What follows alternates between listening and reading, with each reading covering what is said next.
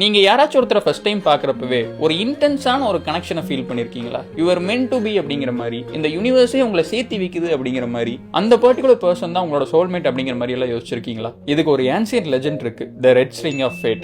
இது ஒரு east Asian mythology. இது என்ன சொல்ல வருதுன்னா, நீங்களும் உங்களோட சோல்மேட்டும் பிறந்ததுல இருந்தே ஒரு இன்விசிபிளான சிவப்பு கலர் நூல்னால கனெக்ட் ஆயிருப்பீங்க அப்படிங்கிற மாதிரி சொல்ல வருது. நீங்க எங்க வேணாலும் இருக்கலாம், அவங்க எங்க வேணாலும் இருக்கலாம், ரெண்டு பேரும் என்ன வேணாலும் பண்ணிட்டு இருக்கலாம், பட் ஒரு நாள் ரெண்டு பேரும் பார்த்துப்பீங்க அப்படிங்கிற மாதிரி சொல்லுது. ஜாப்பனீஸ் மித்தாலஜி படி இந்த த்ரெட் வந்துட்டு சுண்டு விரல்ல கட்டி இருக்குமாமா. அதே நேரத்தில் சைனீஸ் மித்தாலஜி படி பாத்தீங்கன்னா காலில் கட்டி இருக்குமாமா. இந்த நூல் ஸ்ட்ரெச் ஆகலாம், சுருக்கங்கள் வரலாம், பட் இருந்தாலும் இந்த நூல் பிரேக் ஆகாது அப்படிங்கிற மாதிரி சொல்றாங்க. இந்த ரெட் ஸ்ட்ரிங் தியரியை வந்துட்டு ஜஸ்ட் ரொமான்டிக் இன்ட்ரெஸ்ட்டுக்கு மட்டுமே இவங்க லிமிட் பண்ணல.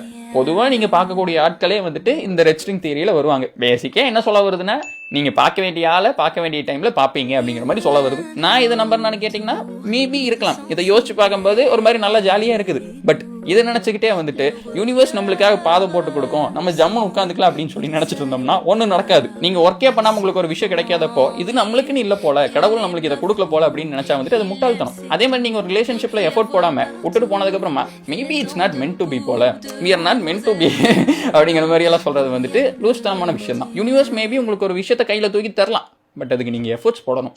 இந்த ரெட் ஸ்ட்ரிங் தியரியில எனக்கு நிறைய கேள்விகள் இருக்குது ஃப்ரெண்ட்ஸ். ஒருவேளை இந்த இன்விசிபிளா இருக்கக்கூடிய ரெட் ஸ்ட்ரிங் வந்துட்டு விசிபிளா எல்லாரு கண்ணுக்கு தெரியுதுன்னு வைங்களேன், நம்மளோட ரிலேஷன்ஷிப் ஈஸியா இருக்கும்னு நினைக்கிறீங்களா இல்ல கஷ்டமா இருக்கும்னு நினைக்கிறீங்களா? ரெண்டாவது கொஸ்டின், எல்லாத்துக்குமே ஒரு ரெட் ஸ்ட்ரிங் இருக்குமா இல்ல சில பேருக்கு இல்லாம கூட இருக்கலாமா? மூணாவது கொஸ்டின், எல்லாத்துக்கும் ஒரே ஒரு ரெட் ஸ்ட்ரிங் தான் இருக்குமா இல்ல 4-5 ரெட் ஸ்ட்ரிங் கூட இருக்கலாமா? அண்ட் ஒருவேளை இந்த ரெட் ஸ்ட்ரிங் உண்மையா இருந்துச்சு அப்படின்னா நம்மளுக்கு ஃப்ரீ வில் ஒன்னு இருக்குதா?